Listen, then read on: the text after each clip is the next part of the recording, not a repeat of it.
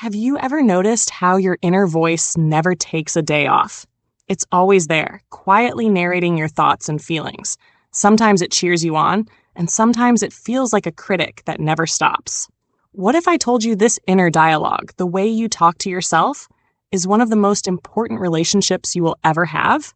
It influences your confidence, your resilience, and even your happiness. But for many of us, this relationship is complicated. We live in a world that teaches us to be our harshest judges. We're quick to blame ourselves, quick to find fault, and slow to offer kindness. And yet this inner voice shapes everything. How we show up in the world, how we handle setbacks, how we nurture our dreams. Let me ask you, what's the voice inside your head saying right now? Is it full of hope or full of doubt? Is it lifting you up or pulling you down? If you're like most people, you might notice it's somewhere in between.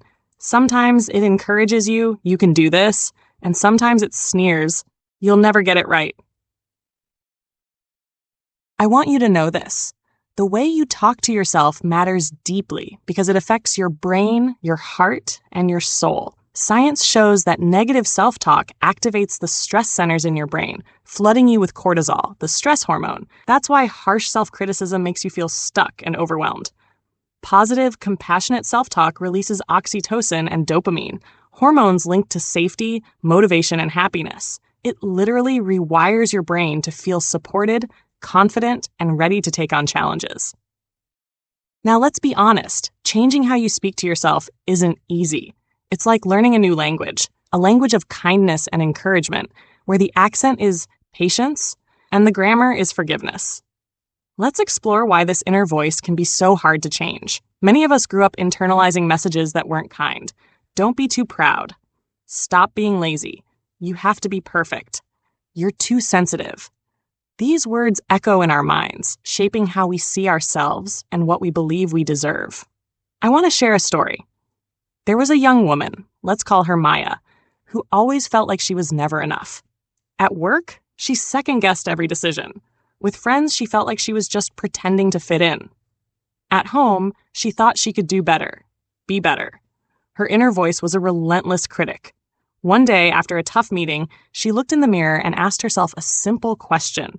What if I spoke to myself like I speak to my best friend? It was a small shift, but everything began to change. Instead of, I'm a failure, she tried, I made a mistake, but I'm learning. Instead of, I'm weak, she said, I'm brave for trying.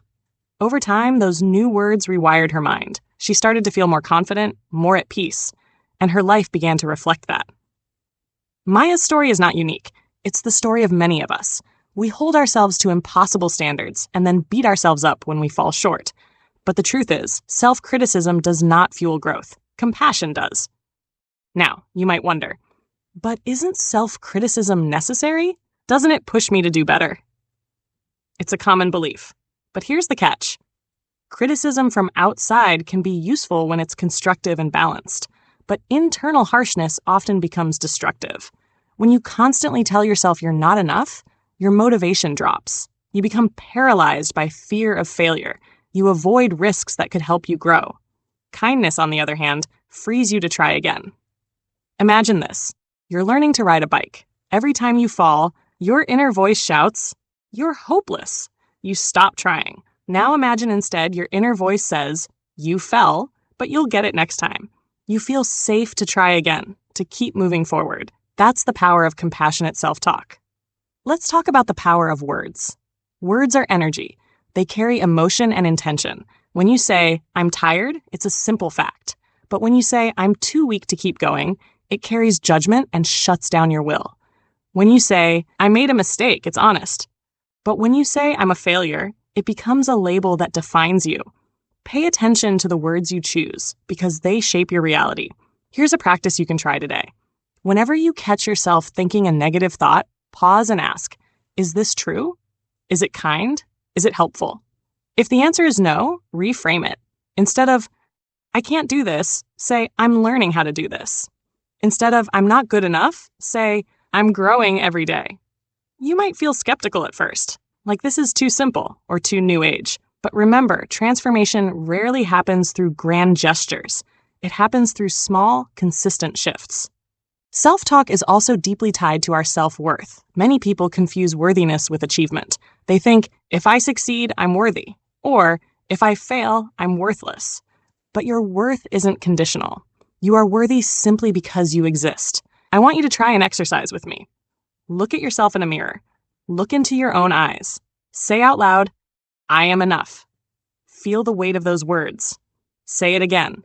I am worthy of love, respect, and kindness, especially from myself. That may feel awkward.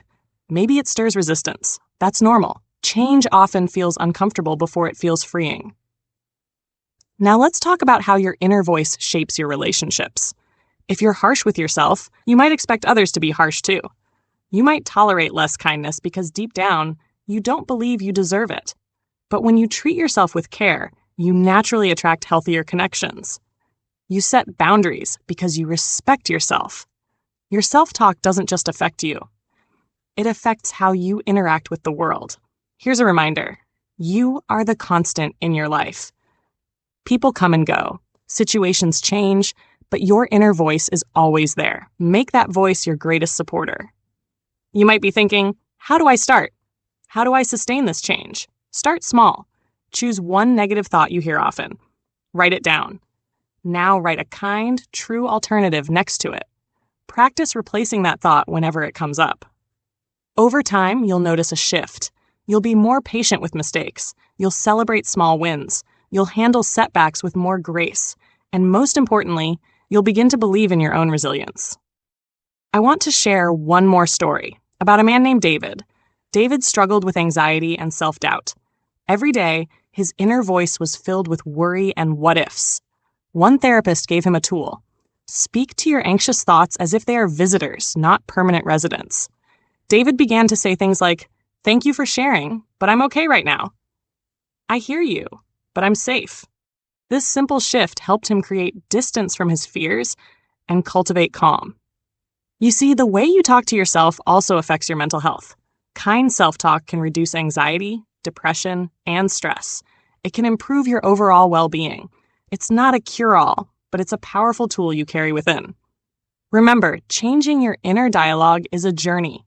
There will be days when you slip back into old patterns. That's okay. What matters is not perfection, but persistence. Each time you come back to kindness, you are healing. So beautiful soul, what if today you chose to be your own champion? What if you committed to speaking to yourself with love and respect, no matter what? What if you promised to listen to your inner voice, and when it's harsh, you gently guide it back to compassion? This practice is a gift you give yourself, a gift that grows with every word, every thought, every breath. Before we close, I want to leave you with a few affirmations. Say them slowly and let their meaning sink in. I am worthy of kindness from myself and others. I am growing even when it feels hard. I am enough just as I am today. I forgive myself for past mistakes. I choose hope, courage, and love every day. Thank you for spending this time with me. Remember, your voice matters. The way you speak to yourself shapes your world. Keep rising, keep believing, keep soaring.